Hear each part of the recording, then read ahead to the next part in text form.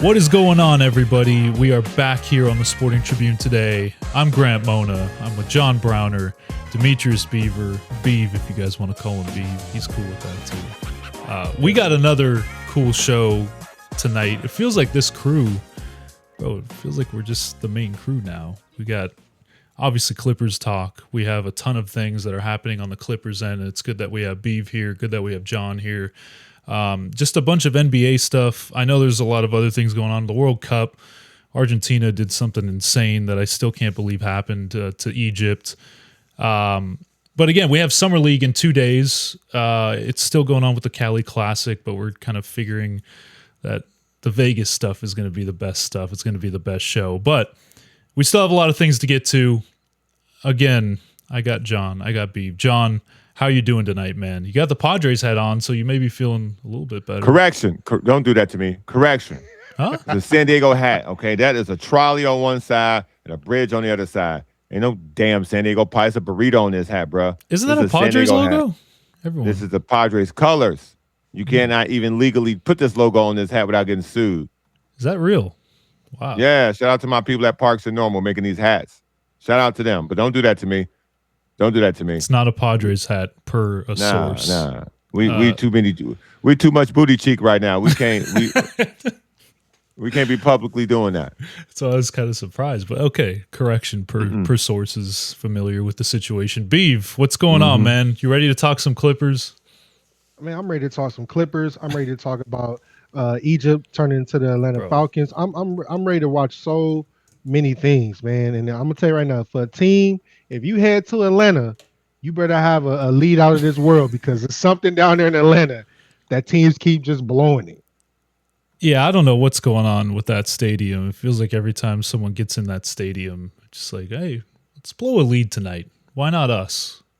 Egypt was up 2-0, and within, I think, what is it, 16 minutes, Argentina scored 3 goals. 3 goals. Okay, did you guys watch that game?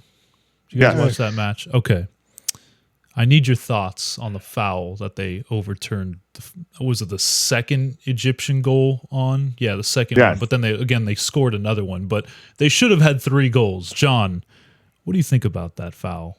Everyone's saying it's rigged. FIFA, corrupt. Here's the thing. If they wouldn't have scored the second goal, I think you would have a leg to stand on. They had a 2-goal lead. Yeah. And they gave it up in enough time it takes you to make a sandwich. So that's on them.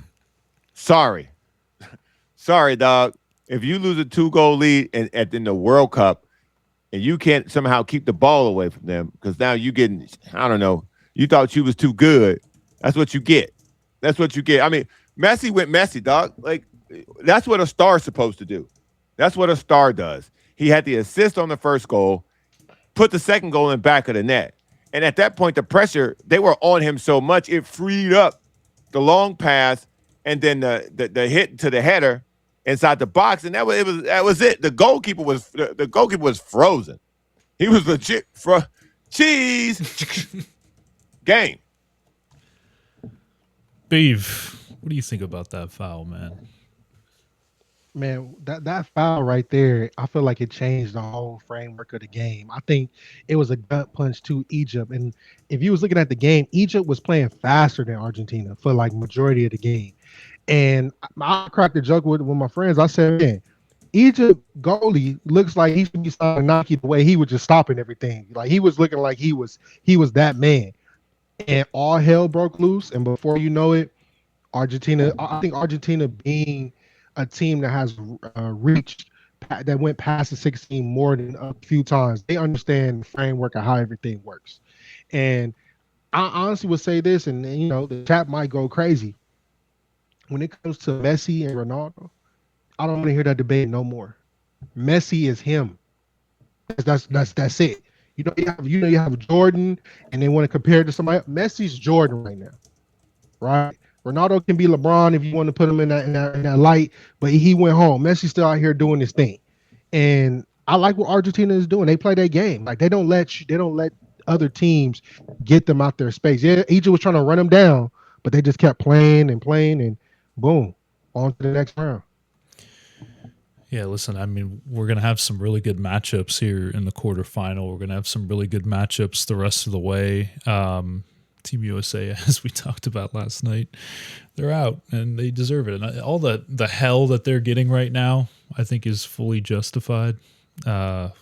Everyone's going to Christian Pulisic for good reason. John did this morning on his show. Make sure you check out his show. But in any case, let's move on to the NBA. I've been trying. So I've been telling people this. I'm like, bro, with this CBA and with all these cap holds and sign and trades and contracts and these, deferment, all this different stuff that's going on with NBA contracts. I basically should have went to school to be a financial analyst. That's what I should have went for, because I'm out here breaking down. Well, they're $20 million under the cap, but there's a hold, and they have bird rights, and there's aprons, and it's like, bro, I am getting overloaded with all these different financial numbers, and I feel like I'm not even a reporter anymore. I am just a cap analyst that's trying to figure out what's going on with all these teams. With that being said, the reason why I bring that up is that there's a 6-team trade that went down on Tuesday. Chris Middleton is going to the Washington Wizards. I know. Oh my God. D'Angelo Russell's going to the Memphis Grizzlies, and Karis LeVert is going to the Milwaukee Bucks. But with the Clippers version of that, they get a protected second-round pick, which I didn't even know was possible to protect second-round picks, but they get a 2028 protected second-round pick from Detroit. John Collins is going to Detroit on that deal. And to be honest, guys, it doesn't make that big of a deal, but what did happen was the Clippers got a $16 million trade exception in that deal. And, well, the Windhorse meme, like, why would they do that? And again, there are still cap holds for Bennedict Mathurin. So I'm not going to rule out a Peyton Watson sign and trade. Again, $16 million is a little bit less than what he would have to go for, so you'd have to include more. Derek Jones Jr., Chris Dunn, one of those guys. But, John, this 6-team deal, does that even need to be necessary? Why are we doing 6-team deals in 2026? Can we just stop that, especially with the players going around? I love the NBA with all my heart. This is disgusting. This is terrible. What? Why can't we go back to a time where I want to trade this guy for this guy? Or, because I have cap space, I just want to take this guy, and you guys take a second-round pick just so you can leave the store with something. Like, I don't really – this is too much. There's the nerds – and I don't even, what? I can't even do that to the nerds. The owners have tangled this thing up so much so that the players cannot understand it, that they've boxed themselves into a corner. So now the NBA you can't even make moves, a simple move. Like, hey, we're Detroit. We want John Collins. We have the money. We would like to have John Collins. The Clippers, you have him. We want him. Let's do a deal. You need to get 4 other teams involved to make this deal. And Chris Middleton, whatever. D'Angelo Russell thought he was dead. I'm glad to hear he's alive. It's just too much, man. It's too much. It's too confusing. At the end of the day, the average fan just wants to know who's going where. And the people covering it will like it more simpler to explain to the people who just want to know who's going where and why can't I get this guy, as opposed to having to wait for whatever's happening with Peyton Watson.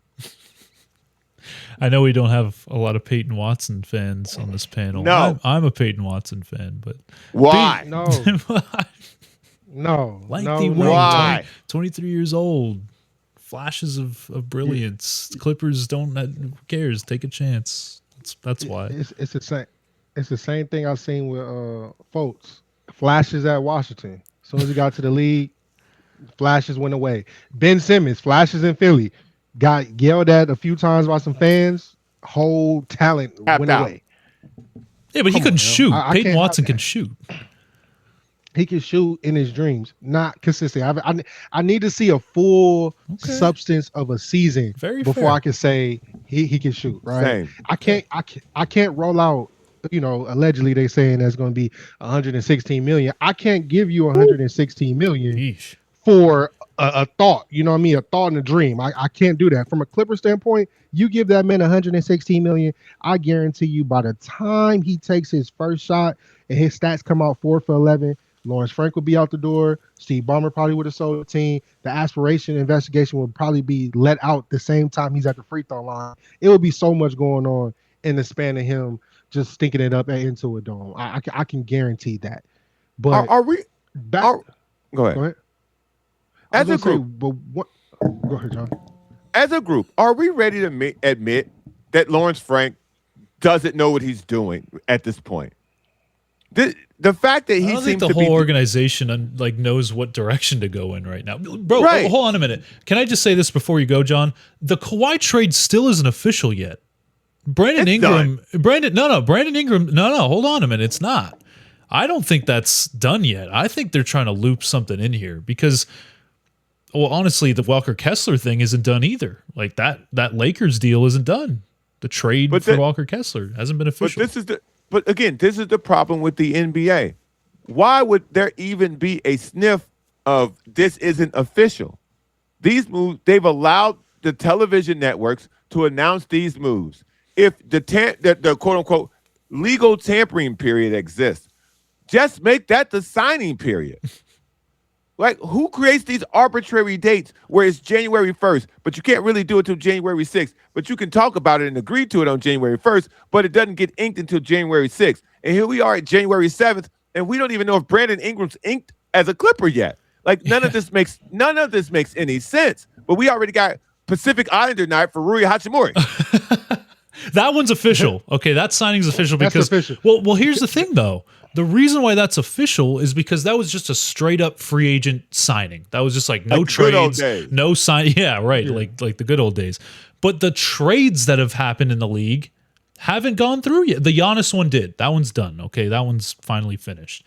The Kawhi one and the Walker Kessler one are not done. And I'm just saying, there has to be a reason why. I don't think it's physicals. Everyone's like, well, he's taking his physical. It doesn't take this long to do a physical. That would have been done as soon as the July 6th moratorium was lifted. Correct. I truly believe that they're expanding this deal. They're trying to get it mixed in with other deals.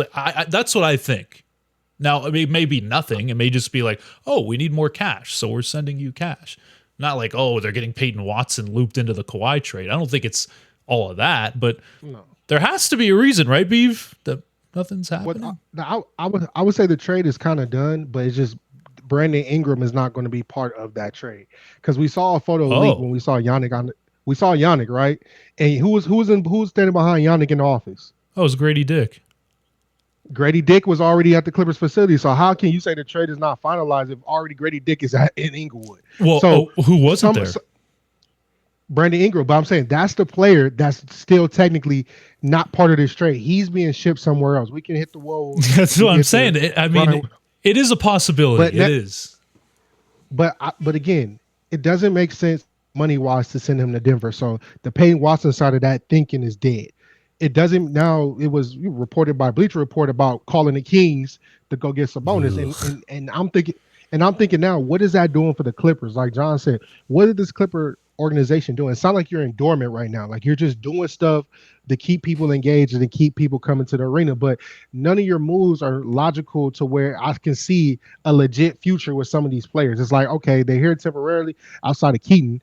And Yannick and Kobe Sanders and those folks, but some of these other players that y'all bringing in, we can clearly see they're going to be moving around. You're going to keep rotating players until you feel like you got a good set of roster, but it's just a waste of time. It's a waste of time. And I would say this, that this apron is making, and John touched on, you touched on the Grant, it's making reporting difficult, right? No, I'm so confused right now about everything. Yeah, we know some of these trades are legit, right? And like you say, it's so confused. We know some of these trades legit. Like I could turn into Bobby Marks tonight and draw on use John whiteboard and draw everything that's going on.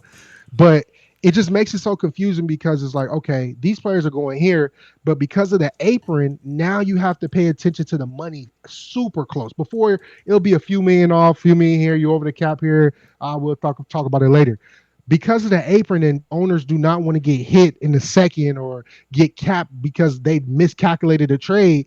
That's why you see 6-team trades. You probably might see the whole NBA trade in a minute, but it's just making it so nasty. And again, we keep saying this every night. That apron has to go. It has to go. I think so. The conversation about why the apron has to go is a sign that the Players Association has been grossly misled for a very long time by people who just wanted their name on the situation to seem smart. Whether it be CJ McCollum, who got you into this situation at the time, whether it be Chris Paul, who wanted to just be in charge of something. He wanted to win somewhere because he could have went on the goddamn court. So at this point, as I look at what happened with the CBA, it's clear that the owners who do business for a living outsmarted them. Because now, basically, each team's going to have one star, and then everybody else is going to have role players. Now, your backup guy might be able to make money like you, Austin Reeves of the world. That guy might be able to get off and get some cash. But for going forward, that's where it's going to stop at. Because I don't see the Pelicans paying anybody. I don't see Orlando paying a second person. I don't see Portland paying a second person. Like, as I look across the league, I think this is where the apron has had its honest impact. The apron has the Clippers literally doing things just to be doing things. It literally feels like they've got an exercise bike in their room, and now they're just sitting on it just because they paid for it. Like, their moves are very puzzling. They're moving stuff. Their names over here, their names over there, and here's there. But what are they doing? It's such empty calories. It's empty movement. It's movement for the sake of movement. And sometimes that's the worst thing you can do as a business, or what you can do as a front office, is just to be a busybody for the sake of being busy. Like, getting Sabonis does what for you? Why even have your name involved in that conversation? Why is this Peyton Watson situation taking so long? If you're trying to move Brandon Ingram, this is your job. Get on the phone and iron it out. Like, what you waiting for? What's the holdup? I honestly think that if there were no other suitors for Peyton Watson, if there were... Like they allegedly say there isn't. Well, hold on. Well, the only suitor I think at this point is the Clippers, because I don't think the Nets are going to do this. Now, the Pistons may have created enough room to do it. I'm not sure, but they still got to sign Duran, so that's not really something that's probably realistic, but I wouldn't rule it out because of all the things that they just moved around. But if there weren't any suitors, he would be signed in Denver already. He would be with the Denver Nuggets, be signed, official, everything's taken care of. The Clippers have to be in on him. Maybe one other team has to be in on Peyton Watson. So that's probably why this is taking so long, because it's not really about Watson. It's about what the Clippers can do to acquire Watson and how they can move money around and how they can still retain Bennedict Mathurin and get, like, I just truly think that it's the mechanics behind a sign and trade. It's not really what Watson's going to get paid. Again, he could return to Denver. I'm not saying that he's going to the Clippers and it's a foregone conclusion. Denver is still very much a power player in this because, again, they are the team that had him. They're the team that developed him. They're the team that wants him a lot still. But again, I think I just pulled this up too, and I'll put it on the screen, is that the Nuggets would face a $177 million luxury tax penalty if they waive Jonas and sign Peyton Watson to $25 million a year. And people have said this, right, John? People have said this. Well, Kroenke's rich. Why doesn't he just pay that? And I fully agree. If you are in the Jokic title window right now, where Correct. Jokic is the only player in NBA history to lead the league in rebounds and assists in the same season, and he just had another unbelievable season, and you are pinching pennies around Nikola Jokic saying, well, we don't want to give him Watson. We're going to trade Jamal Murray, who's awesome with him in the pick and roll. Oh, well, Aaron Gordon really wasn't, he was injured. It's like, do you guys know who you have on your team? Like, who are you going to get in that trade that is going to make you better than what you were now? Not adding on to that, Denver was the 3rd seed in the Western Conference. This is not like they were the 7 seed and they were And they were struggling hurt to most get of the in. year. And they were hurt most of the year. And you can say, well, they're going to get hurt again. They won, I think, 11 in a row heading into the playoffs. They were unbelievable.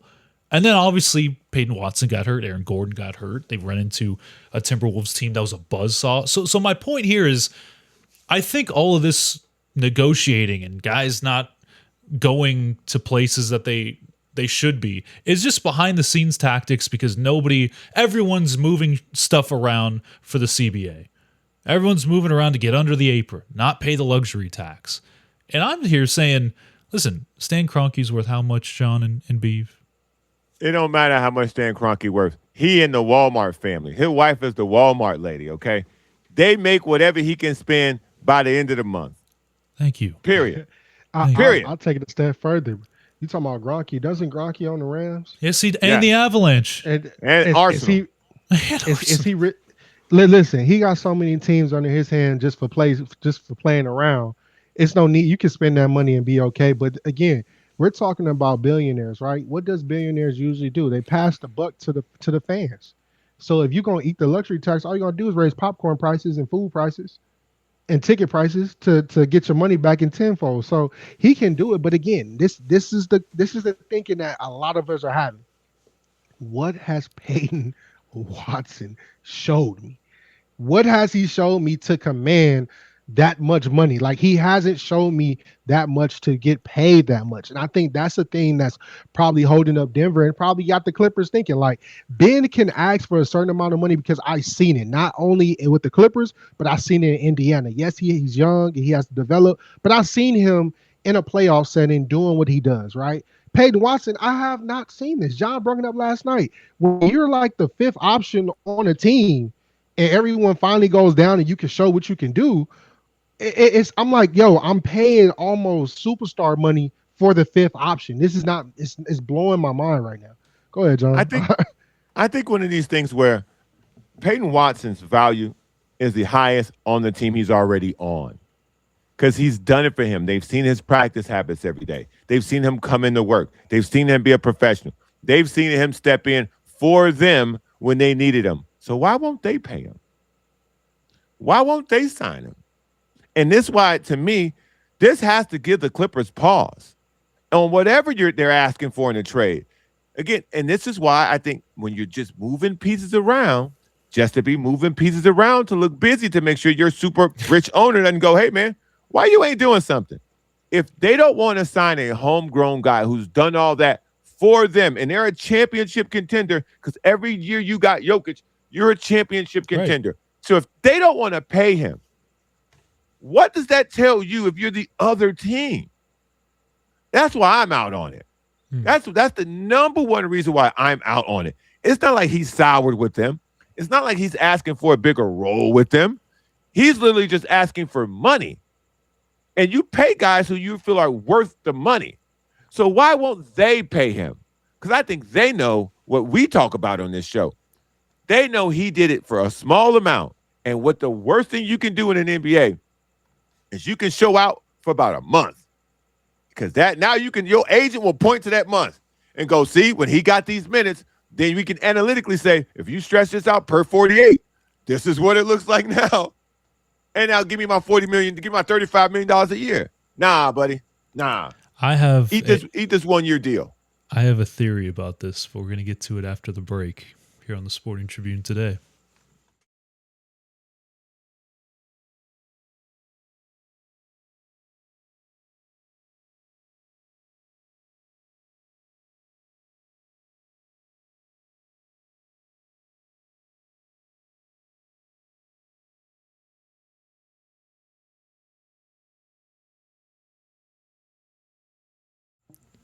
All right, welcome back to the Sporting Tribune Today.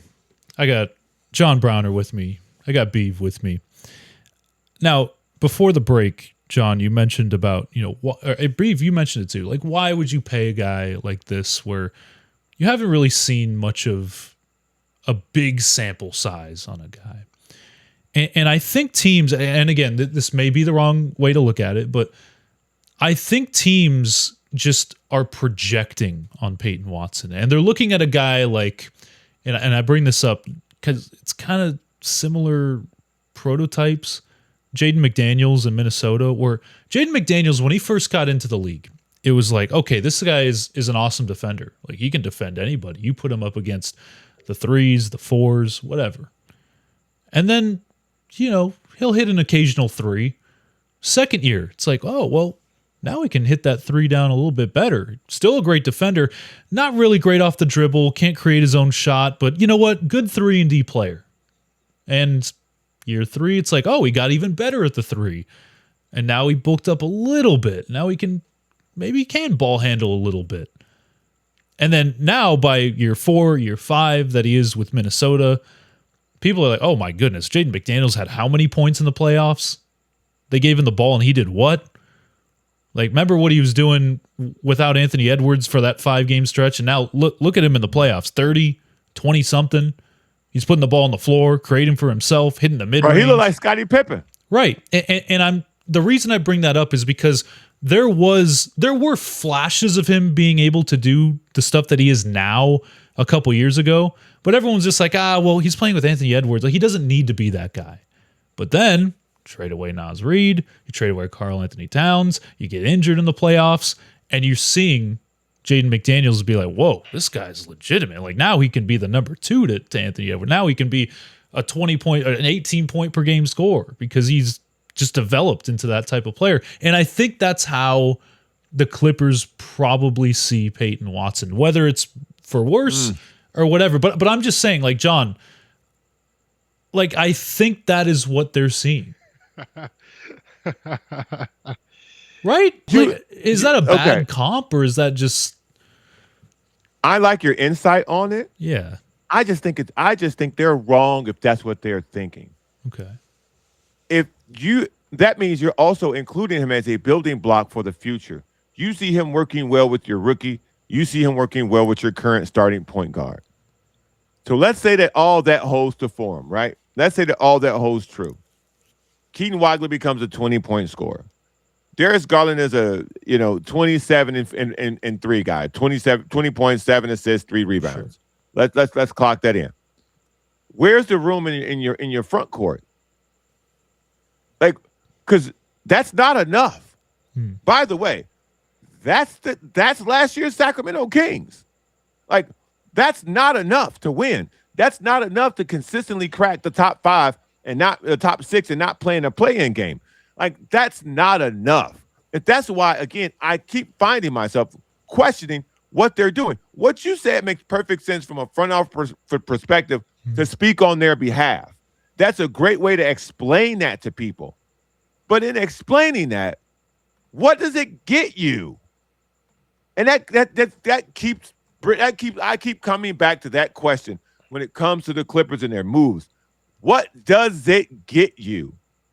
How much better are you with Peyton Watson and Brandon Ingram if he's on the team?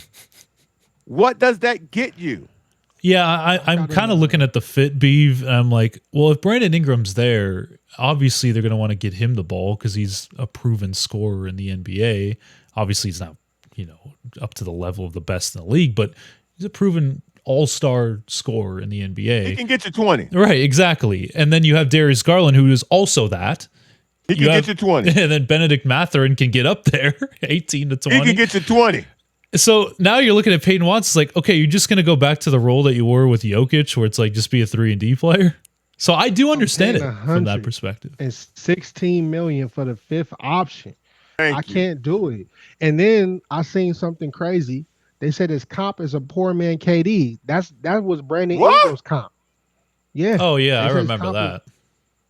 Brandon Ingram is supposed to be comped as a poor man's KD. And you see how that story is being told.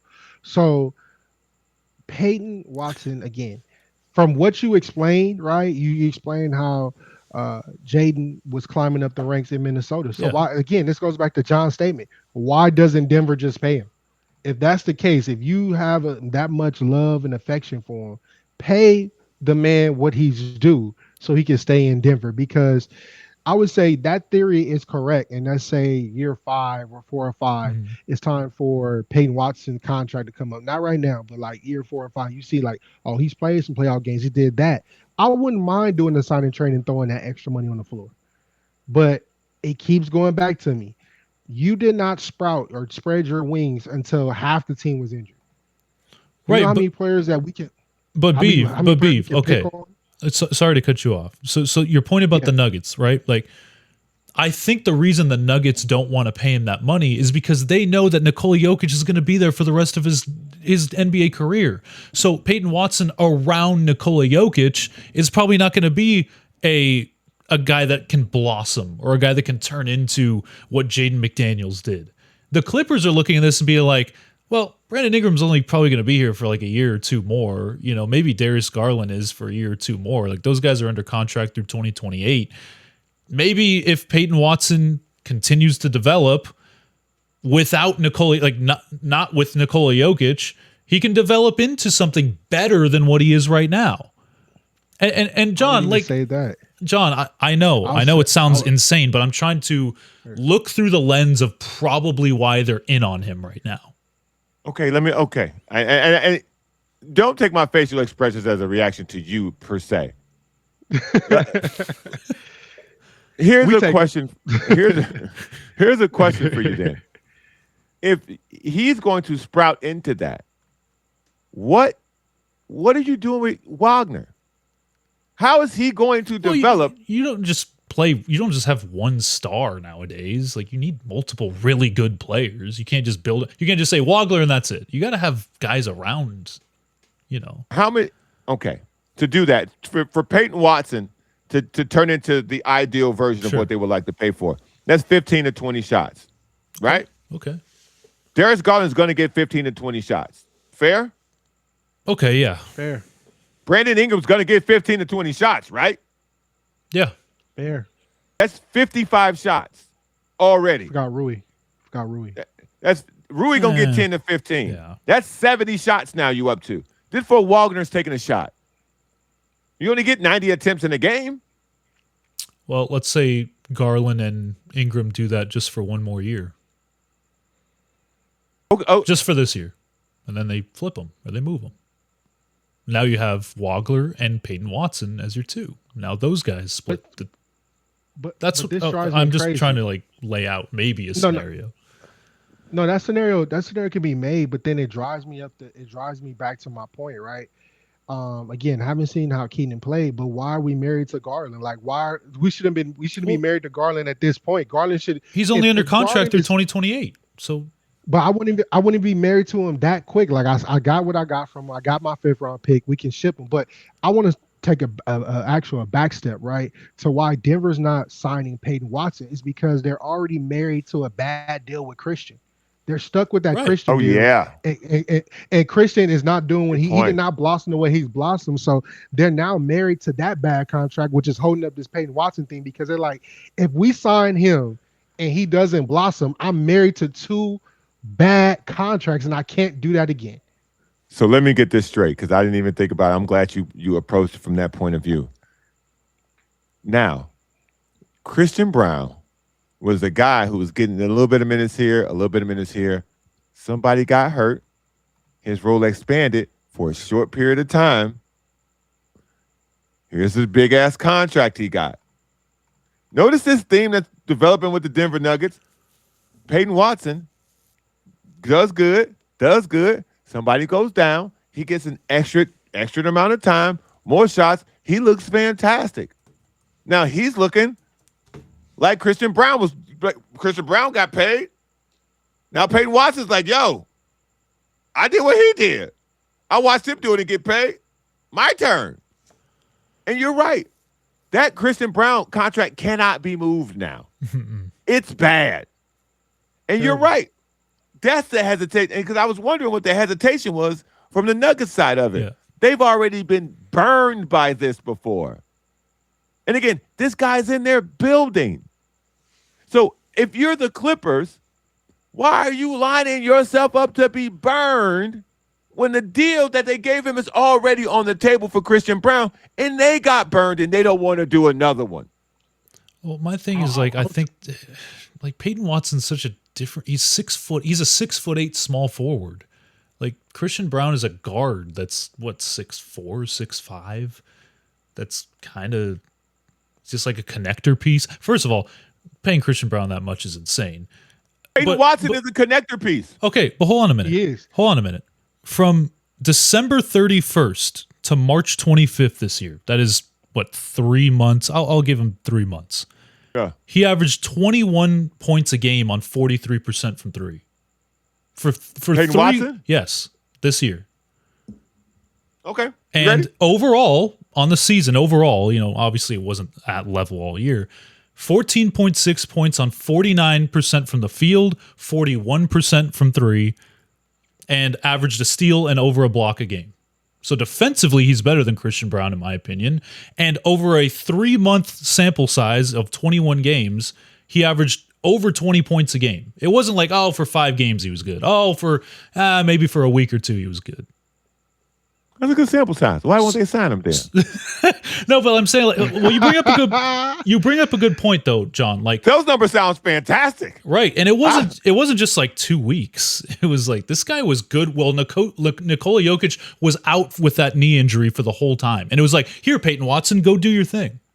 Right, but here's the deal. The Nets can use a guy with that the way you just described him. Mm-hmm. The Nets could use that. I agree. The Chicago Bulls could use that. I don't know why they didn't get in on this. Look at there's balloons. They're like, they agree with you. But okay. But now you following down the road I'm following down. There are other teams who had financial space to do this. None of them did. Yeah. John, I'll take it a step further. Very interesting. The Memphis Grizzlies, the Memphis Grizzlies that's rebuilding right now can use them. Let's no, Pistons ain't got no money. But let's really the Pistons. That's Jalen Duren money. Y'all better not make Jalen Duren mad. Hey, Jalen Duren got slapped in the face really quick when he understood that his market was not that big after he blew his money in the playoffs. He blew his money in the Orlando Magic game, and that's all she wrote for his money. He would have got more money if he'd have fouled out every game. Hey, listen. But back to Watson. It just, like I said, that Christian contract is burning Denver to a whole new degree. Because I would take it a step further, and I'm actually doing more deeper dive into it. If I was Denver and I had to offer Christian money and Peyton Watson money, if I already was in love with Peyton Watson, why didn't I let Christian Brown go? I could have let him go right then and there, and then had Peyton Watson step in and take over that role. So now I'm deep diving a little bit more and using some more critical thinking to see like Denver is really in a rock and a hard spot. Yes, they can say they can match anything they want to, but do they really want to match it? They're saying that because what they want the Clippers to do is throw a crazy number out, right? And so they can say that's too much. That's too much. That's too much. I can't do that. But now the Clippers are now handcuffed to it. We just seen it with the Warriors, right? With Post. Memphis threw out a crazy number. Warriors say, you know what, Post, go be great over there. Hey, we'll see you on the other side, brother. But it's have fun at the Hyatt. Yeah. Memphis. Listen, it's the same thing. And that's why I said, listen, the Clippers are very familiar with Ben. Go ahead and give Ben his money. You know what you're going to get out of Ben. You know where Ben needs to develop. He's already been in your system. So why not use him to his full capability now? Now that you do not have a Kawhi Leonard, he can blossom even more, right? He can turn into the starter that he wants to be, because the Clippers are not understanding.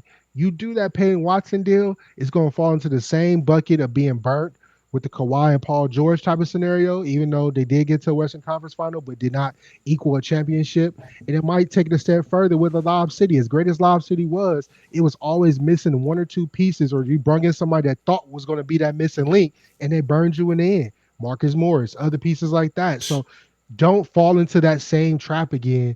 Just keep what you got, sign what you got, and you'll be okay. But will they be okay? Because at some point you got to take a chance on. The reason I bring that up is there's a comment that we got. Who'll be okay? Who'll be okay? I think what we're seeing is a bit of desperation. Clippers have to take a chance on someone.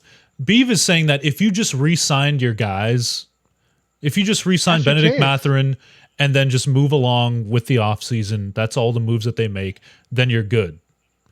Are they good? Like, don't you have to get a... No. Like, don't you have to at least go get somebody? No, because this season is not about how many games can we win.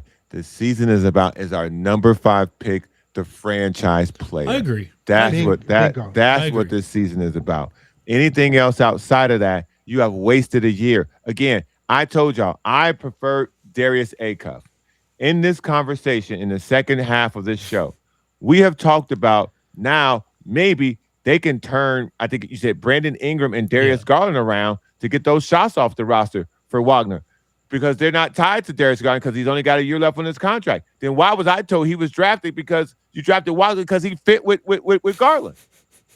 See, I don't know what direction it doesn't make sense. They're in in a middle spot again. I don't know what they want to do. And so to me, it just goes back to the point where I said when I first started coming around, I don't trust the person making the decisions.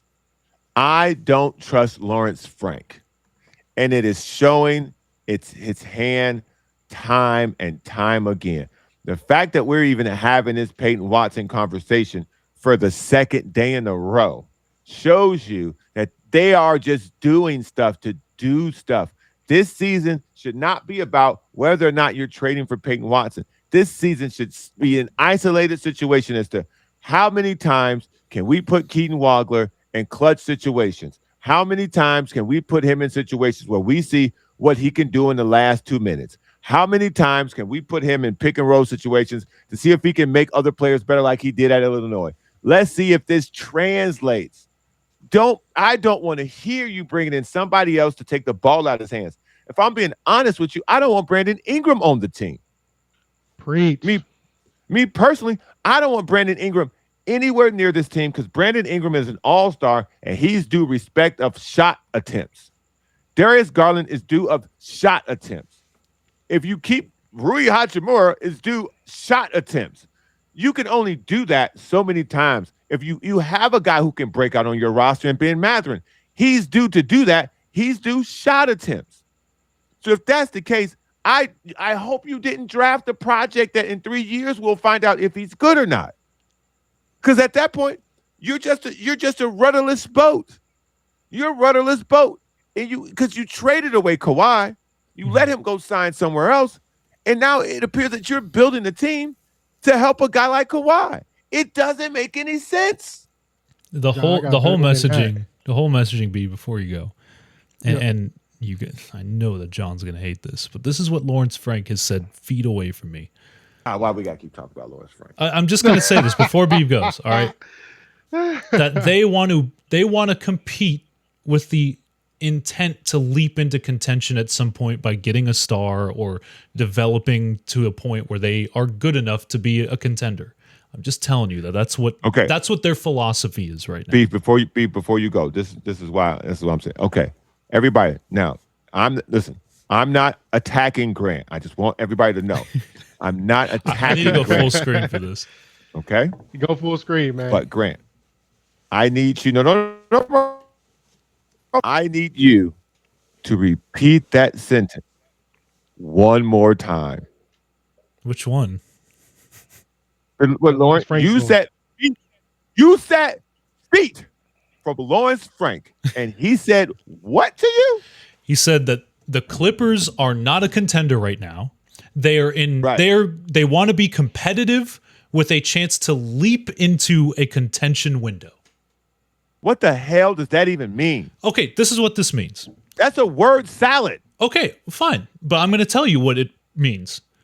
They want to be in the playoffs, play in right now. They know that they're not up to the level of OKC, Denver, Oklahoma City, or San Antonio. Keep going. You could go to 7 teams, right? They understand that. You could go to 10, actually. They finally realize that, John. They finally understand that. But what they want to do here is Steve Ballmer doesn't want to rebuild. I have to keep screaming this to the high heavens. He doesn't want to rebuild. But what the Clippers did was they got a ton of assets for guys that they weren't winning a title with anyways. Okay? Correct. So now what they want to do is let's see what we got. And if we don't, we can flip it into guys that could help us contend for a title. But if they do develop, like, let's just say Darius Garland becomes an all-star again and Brandon Ingram is up to the level of a 20-point game. Well, what if Keaton Wagler is the truth? They're banking on those things to get them back into a window where it's like, oh, maybe the Clippers do have like an outside shot of being a contender now. And I'm not saying like next year. I'm saying like maybe in 2 years. So they just want to be in a position where, hey, that star is available to make us a contender now. Now that we know that Wagler's good, now that we know that Garland is actually good, yeah, let's go get him. We have the picks now. We have the cap space. Let's go do it. That's where they're at right now. Who's to say? I'm gonna bring up 2 points. My first point, because this was on my mind when y'all was discussing it. You drafted Keaton Wagler with the notion that Kawhi loves to play with this type of player. I don't think they did. I think you just said that. Kawhi, no. So they lied. But you can't say that. You can't say that because that gives your fandom or fan base hope. And now it goes back to John's point. It looks like you don't know what you're doing because you say certain things like that with contingent of hope behind it, and then you make a deal to where it's like, well, damn, I'm stuck with this 5th round pick that Kawhi wanted. Why you didn't go get A Cup, or why you didn't go get this person? So you can't necessarily do that because it's like you showing your hand and then you snatching away what's in your hand. It doesn't make sense. I don't think it was for Kawhi. It was for Garland. It wasn't for Kawhi. Garland. Like Wagler doesn't fit with Kawhi. So okay. But hold on, John, real quick. This is the last point. The last point of this is, which is crazy to me, right? If you, and to tie in with Lawrence Frank's statement, is if you're saying that, you're competing and eventually you're going to jump in, why am I going to go get a star player that can disrupt the whole chemistry of a team that you think is already a championship contention? Like, why am I going to trade away assets or picks to plug in somebody that can throw off the whole chemistry? We've seen it happen to teams before. Throw off a whole chemistry of a team, and now you went from a number 1 seed to getting a 2nd round exit like the Clippers traditionally usually do. I don't really want to do that. So again, what are we saying? What are we doing? We got to stop blowing smoke. And I'm not attacking Grant. Hold on a minute. More of a the Raptors traded for Kawhi Leonard and won a title because of Kawhi Leonard, and he didn't disrupt the chemistry. The Knicks traded for Karl Anthony Towns and won a title because they traded for a star that didn't disrupt chemistry. You can go back like all this time of teams trading for a star as that final piece. Oh, this is all we needed, and they go win a title. The Knicks traded for Karl Anthony Towns, but also traded for Bridges, and they also added all those other players. Yes. But if Karl Anthony Towns was the answer, Bridges should never came. Huh? Or OG Anunoby. Or OG. Like they traded for all these players. So Cat wasn't the final answer. They got into being a contender. The Kawhi one, yes. Kawhi, that was just a luck of the draw that season, right? But then you got also think about other teams. This also happened with the Warriors when they went to go get KD. Right. But outside of that, I don't see other scenarios in the NBA where they just grabbed a star, threw him over there and say, yeah, we got it. Let me say this real quick before we get out of here. First and foremost, we're going to do a post show so you can. Yeah. I hope all this works, Grant, because then when you get to that point when, Darius Garland's now an all-star, Brandon Ingram's back to being an all-star, you're going to owe them $60 million. All right. Thank you guys so much for tuning on the radio portion. We'll be right back with a post show. We got John Browner. We got Beav. This is why I love this show. We have conversations like this. We'll see you after the break.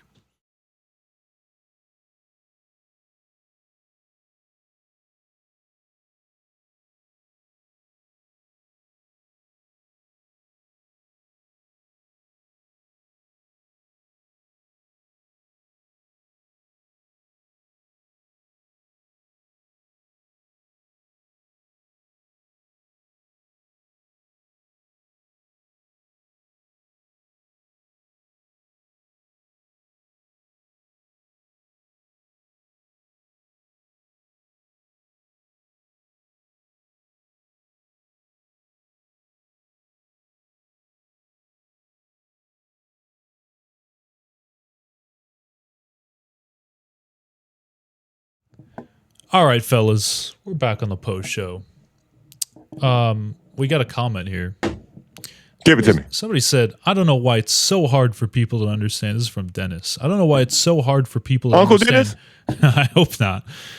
He's not his agent anymore. But I don't know why it's so hard for people to understand trying to obtain a young rising player that is available. Those guys rarely become available. And I'm assuming that Dennis is talking about Peyton Watson. But if you guys want to respond to that. John, you want to go first? Yeah, John, take the floor. I got your back up. The reason why I'm against this, and I think the reason why Beav's against this, why this is getting so much resistance, is because you're talking about developing a guy at an organization and a coaching staff that hasn't shown you they can develop anybody. You're getting this guy, as you say, he's going to roll into his prime. When we just explained to you, Christian Brown just basically did the same thing and got paid, and that's why they're afraid to pay Peyton Watson. If they really thought Peyton Watson was turning into the next Scottie Pippen right before your eyes, but they'd give Christian Brown away for a bag of muffins, okay? But they haven't. They haven't because they don't believe it. They don't want to get burned by this. So if you want to be the traditional organization that ends up getting burned by trying to get the guy because you think he's about to break out, I'll offer you Zach LaVine, okay? The Chicago Bulls paid Zach LaVine a lot of money, and Zach LaVine had won dunk contests. Zach LaVine was already scoring 20 points a game. Zach LaVine was already showing an extremely high level of promise, and it got them nowhere. And Peyton Watson ain't Zach LaVine. You see what I'm saying, Dennis? You hear what I'm saying? Dennis is between the Hardy boys. This is Matt Hardy right here. That's Jeff that talk right now. I'm jumping off the ladder and just going to tell you this, right? You're saying that Peyton Watson is a young and upcoming star, right? Why haven't I seen Peyton Watson's name on any Rising Star challenges or anything like that? I just want to start there. The next thing I want to talk about is we're talking about young talent. What if you look at Ben Mathurin and Peyton Wallace? Ain't they around the same age? I just want to look at that. So why are you not valuing the person that you traded for in the Zubac trade to be your young and upcoming star versus you always searching for somebody on the market? If you're talking about necessarily looking at a player and developing, why can't you develop someone that you traded for in your home talent right in your backyard?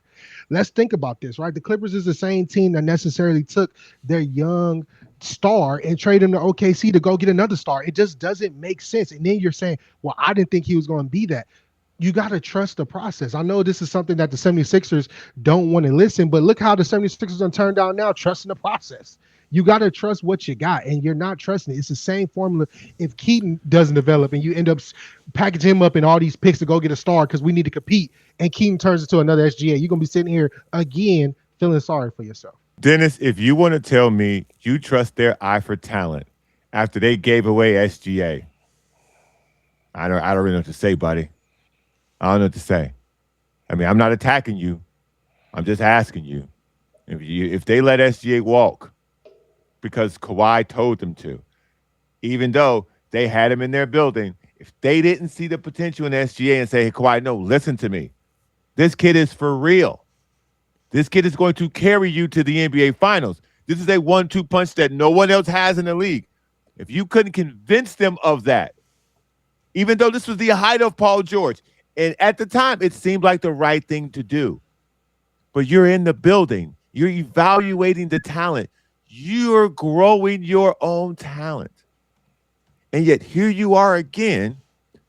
You have to bring in outside talent that someone else has evaluated and told you, in our system, we just don't see him worth that much money.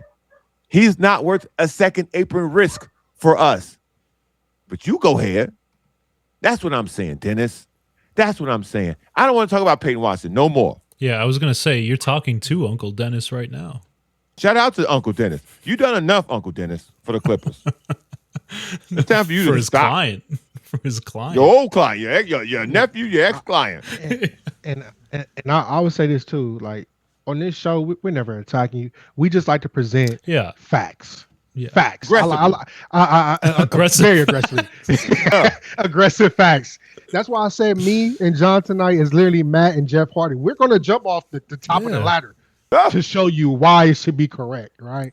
But let's get over Peyton Watson, man. I agree. That's a good segue. Okay. Because we still want to talk about LeBron James, John. and Beav. Ooh. And LeBron James. LeBron. Oh, wow. I know LeBron James is a free agent, gentlemen.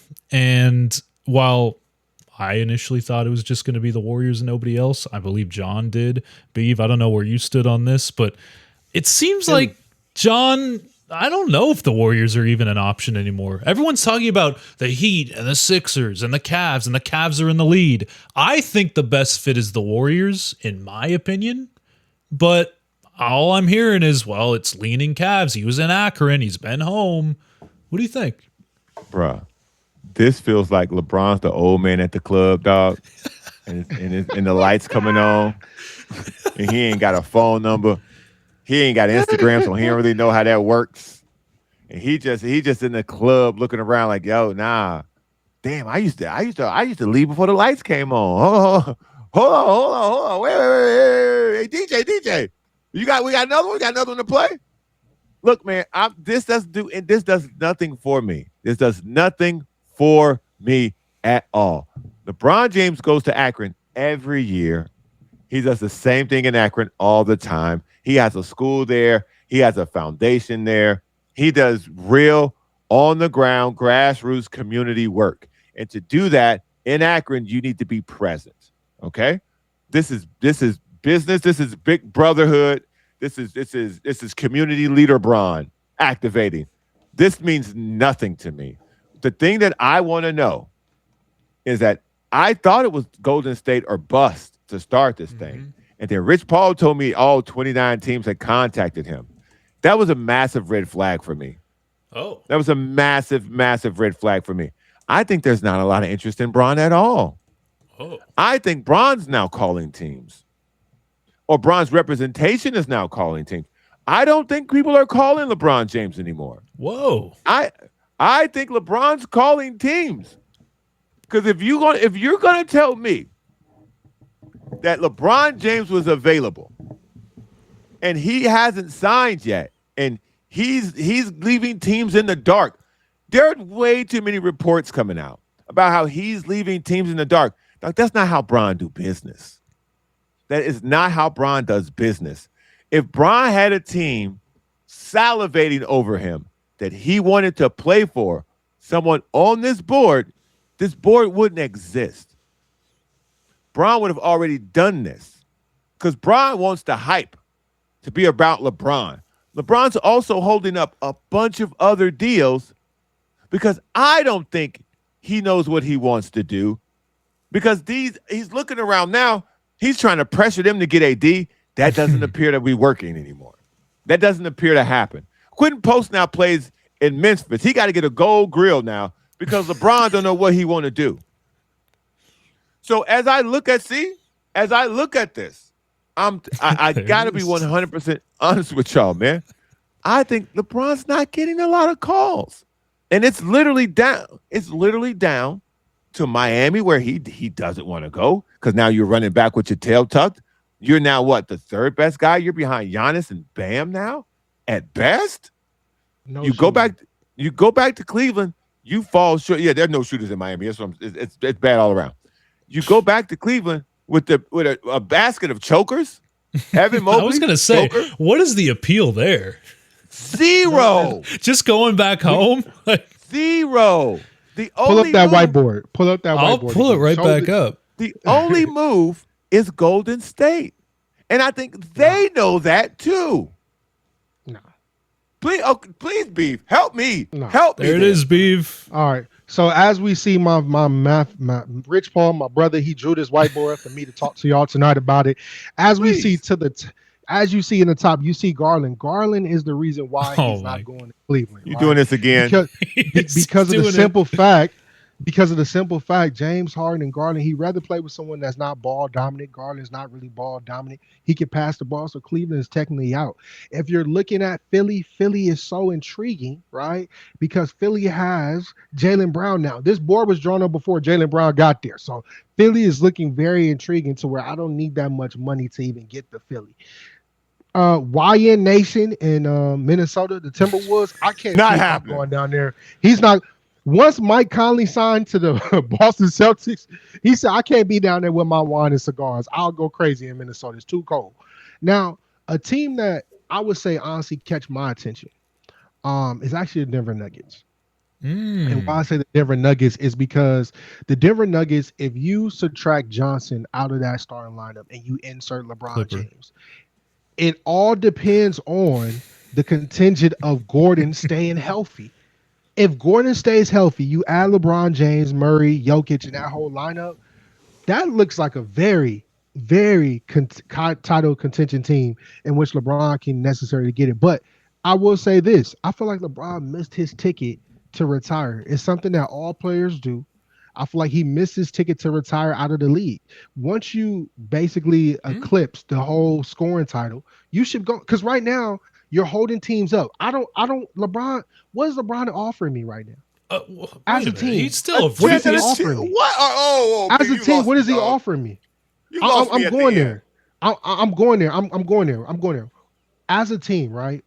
What is LeBron offering me? LeBron's a top 15 player in the league, dog. I was gonna say he's still awesome. I'm not talking analytics, dog. Like I know like he's that guy. But at this contingent age right now, is LeBron going to take me to the promised land? Maybe. Being option A.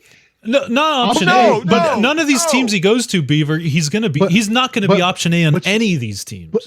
But LeBron came out, right? He said, man, I wasn't accustomed to being option B. He did say that. Option C.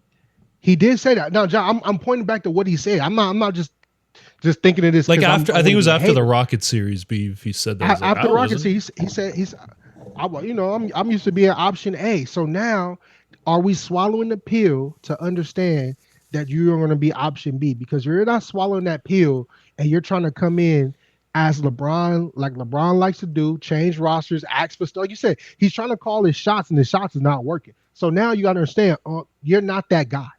Yes, you're great, but this is how it's going to be ran. If you try to come in there running the clutch magic, you're not doing that. You're just turning the wheel again. As the third option on the Nuggets, that's a championship roster, 100%, no doubt. Oh yeah, I said that. Yeah. As the second option on the Golden State Warriors, that's a championship roster. Okay, then we'll disagree on that. What you're missing, and to answer your question about what is LeBron bringing to the table, LeBron James at this point in his career brings a level of versatility and intelligence that no one else can give. So wherever you put him, whatever you need on that particular night, he can do that thing. He can't do everything anymore. But if you say, Bron, we need 15 rebounds tonight, Bron will get you 15 rebounds. If you say, Bron, tonight we need 15 assists, Bron can get you 15 assists on that particular night. If you say, Bron, we need 45 tonight, Bron can give you 45 points on that particular night. And so if you add him to Golden State on a night Curry's struggling to make shots, Bron can start freight training to the basket for a game. If Curry's hot, if Draymond's doing his thing off ball, Bron can give you 15 assists to Curry, a couple to Kristaps Porzingis if he ain't got the flu that he get every year. Like there's a way. If you add him to the Denver Nuggets, when Jokic comes off, he just goes to do what Jokic was doing before Jokic went off the court. So now you have a Jokic level player when Jokic is not on the court. Yes. There are certain teams that you can add him to. I don't buy this Miami bullshit, not one bit. That's all hype. If you add him to Denver, if you add him to Golden State, I think those are two teams intellectually that he can fit in with. I don't see him joining Detroit. I don't see him joining Cleveland. Intellectually, they're just not here. I think the team he joins will be here. He's joining someone up here. He's not joining somebody just to go run up and run up more stats, dog. I'll give you a better one than that.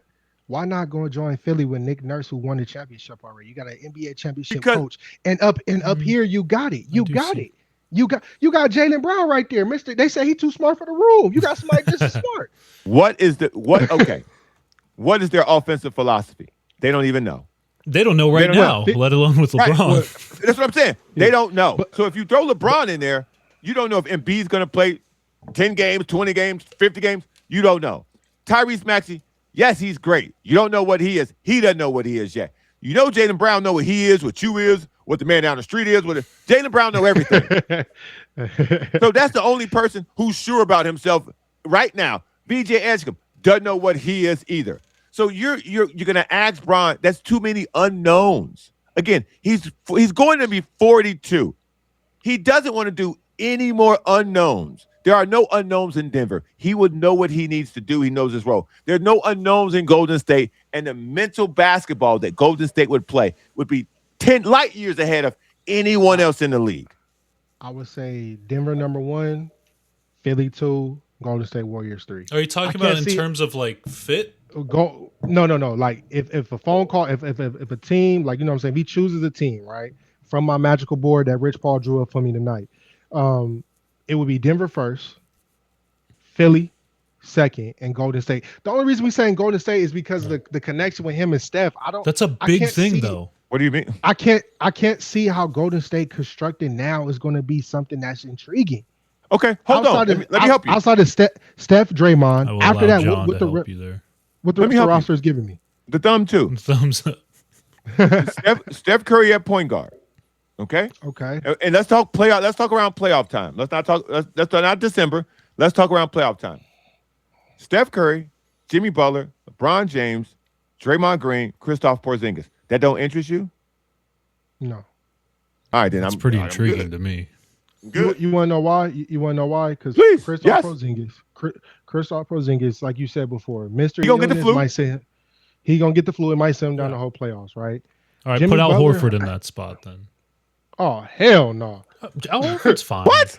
Come on, man. Hell no, man. Okay, well, we running the Unk Nation train again. That's the Unk Nation. Yes. Train. What other options do the Warriors have? This is their do it. Because again, I don't want to put on my Bob Marks hat, but we talked about, right, Kristaps Porzingis signing that contract. Something's got to be moved. Pieces have to be moved. Yes. So what you're saying, construction-wise, is not going to be there if LeBron's going to walk through that door. Players are going to have to get moved around. Everybody's going to have to get moved around. So when you walk, that's why Draymond not signed yet. Yeah. No. I'm saying you still have Draymond's going to be there. That's the key. No. I'm telling you, Porzingis is going to be there. That's why Draymond's not signed yet. The Draymond deal is cushioned for whatever space you need to get this job done, because Draymond wants to win another title, and most importantly, in the no homo way, he wants to play with LeBron. I feel like you gotta get off Jimmy Butler to do that. If you gotta move pieces around, you gotta give Jimmy Butler's contract. But okay. Beef, I don't think you understand how little Draymond Green is willing to take to play for 1 year. Mm-hmm. I know. He probably take like 50, $500,000. You know what I mean? Yeah, I don't. That's what I'm saying. Draymond Green is willing to give free. He is willing to give his entire salary to play with LeBron. I 100% believe that. He is with Draymond Green, for all the things I don't like about him, he is a sacrificer. Draymond Green is willing to sacrifice a lot of money to put himself in the hall of greatness. Draymond Green can say at the end of the day, I played with Kevin Durant, I played with LeBron James, and I played with Steph Curry, and I won a title with all three of them. You know, in his post-career, what that's worth? Listen, this little money he giving up now, he going to make that tenfold at the end of his career. So Draymond Green is working this deal. Okay, Draymond Green ain't going to go on TV. He's basically their GM right now, John. He not going to go on TV like Rich Paul. He not going to pod about it. They going on vacation, Draymond on that vacation. They go out to lunch, Draymond at that lunch. They out in Akron, Draymond somewhere in Akron. Just, hanging out.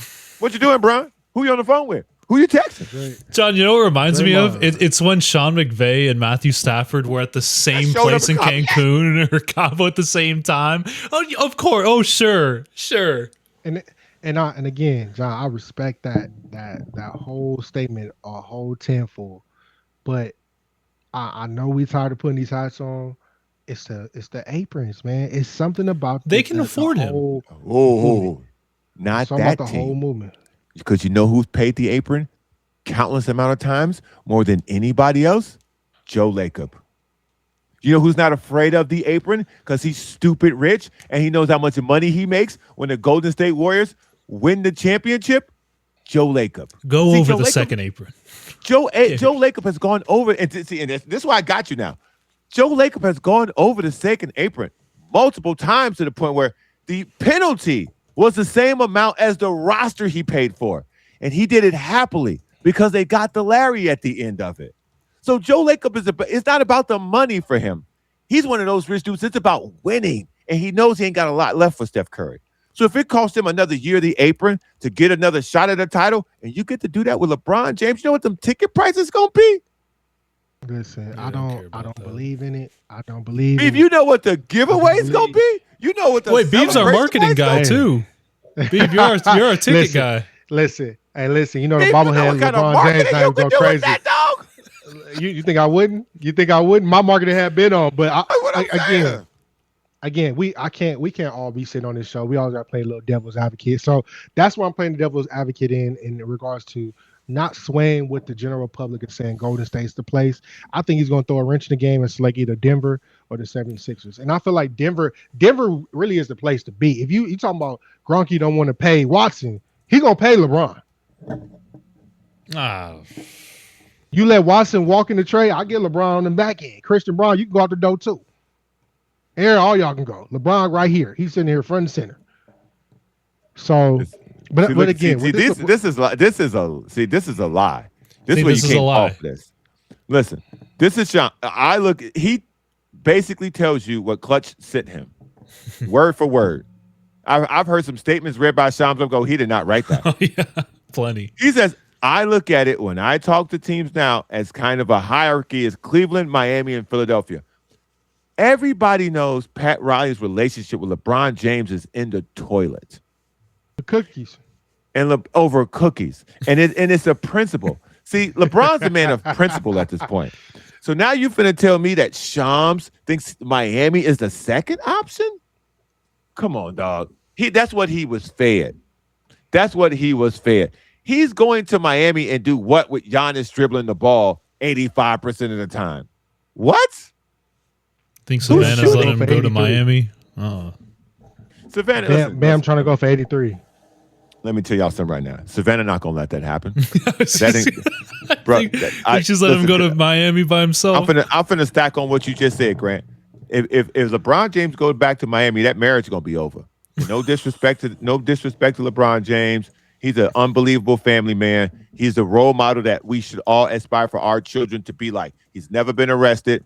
He's got foundations. He's got, he's a upstate. He's one of the greatest players ever. He owns damn near every record in the NBA, including turnovers and missed shots and losses. Mm-hmm. He owns everything. Okay? He owned everything. But temptation can only work for so long. He can't go back to Miami. He can't go back to Miami. Wife won't let him. That's the one nope. Take that one off the list. Or he can go back. Again, devil's advocate. He's not going to let him go back. She won't. But think about this. He could go back to Miami because now you're an older man. You're not that hot commodity that you was when you first went down there. You have a better understanding. It's like when you go somewhere, you go to Atlanta, you go to Houston. Back in my 20s, I used to tear the club up, right? Now I'm coming back as a 30, 40-year-old man. I'm gonna be a little bit more demure. I'm not gonna do too much now. Beav, let me tell you. Listen. Let me tell you something, Beav. Let me tell you. I'm trying to put that adulting hat on, y'all. Come on, man. Let me tell you, big fella. You now listen. You might not be up to 4 a.m., but you're gonna be up till 2. And we hold, because when you was up to 4 a.m., you was just taking something. Okay, you just walking out with something on your arm. When you're leaving at 2, you're getting it's select. It's discreet. At 4 a.m., you leaving, you don't care who outside. You know what I'm saying? The second time around, you're more discreet. You're leaving at 2 a.m. I mean, and you see what I'm saying? I'm coming home. I'm coming home. Look, they got balloons. Coming home hey, John, instead of me coming home and we arguing, I'm coming home in the wee mornings. I'm coming home right at, 2:30, 3 o'clock? I'm coming home a little bit early, Brother, you coming home. You're coming home. You're coming home, but you ain't smelling like a basketball gym. There was a clip of LeBron. But I'm coming home, though. That's the key point. All right, listen. I'm not sleeping on D-Wade couch. Shout out to Savannah. Being an A1 stand-up. Mm-hmm. She ain't like Aisha Curry. She don't need the attention. She ain't trying to write no books. She ain't trying to do no cooking. She ain't trying to open no restaurants. She's just trying to be an A1 wife. That's why I rock with Savannah all the way. That's what I'm telling y'all. Miami, if they go to Miami, buddy, she going wherever he going. She wants him to go to Denver. She would love if he went to Denver. Nah, I don't even think she wants. She don't want around like Draymond either. I think she'll like Philly though. Philly got that tenacity, East Coast. Hey, got that little swagger. Hell what are you no. talking about? What are you doing? Nope. Listen, Philly's where's Tim disgusting. at? Somebody call Tim, man. Tim Listen, would love this. Man. Tim's fine with what he's got with the four, Right. the big four. I guarantee you, Tim will tell you he don't want LeBron. No, he don't. No, I that's think he gonna rock does. way. I think he does. Listen, that's gonna rock the boat. Who's shooting again? We can count the shots up again. Maxey need 20. Jaylen Brown need 21 if Maxey getting 20. And if Joel Embiid come back, he want 25. Jaylen Brown want 26. Hey, listen. So LeBron, go in the post, give me 15 rebounds, like you said. LeBron, go in the post, be a give me 15 assists right there. LeBron, at this age, LeBron, all you gotta do is facilitate from the post standpoint, which makes Embiid job easier, makes everybody think less. Man, you talking about ain't no thinking down there. LeBron is the system now. He's literally the point forward. But you got to convince him that LeBron bigger than Nick Nurse, dog. Oh, for And sure. we ain't thought about that either. LeBron bigger than Nick Nurse, and he bigger than that little guy they got coaching in Denver too. No disrespect to whoever's son Coach that Adelman. is. That's Yeah, Rick listen, Adelman's bro. son. That's cool and all, but he looked like he stole something from the library. That's a heavy. From a coach's standpoint, LeBron ain't respecting that, dog. LeBron trying to go with Steve Kerr so they could go ahead and mentally do that. I'm telling you, we gotta see. We gotta see. The internet got Coach Adelman's son looking like the Mad TV kid. Every time he coaches, they put the little clip of the Mad TV kid next to him. He like a little snot nose, bro. Grown ass snot nose man. Little rascals. Yeah. All right, fellas, we're going to end the show there. Some awesome convos yet again tonight. We appreciate everyone that tuned in. We appreciate both John and Beav. That was such a fun show. We'll be back tomorrow night. My name is Grant Mona. Thank you guys for tuning into the Sporting Tribune today, hanging out with us, putting your comments in the comment section. This will be up on YouTube tonight. We'll have it up on all audio platforms if you want to listen to the audio version of it as well. We'll see you guys in the next one.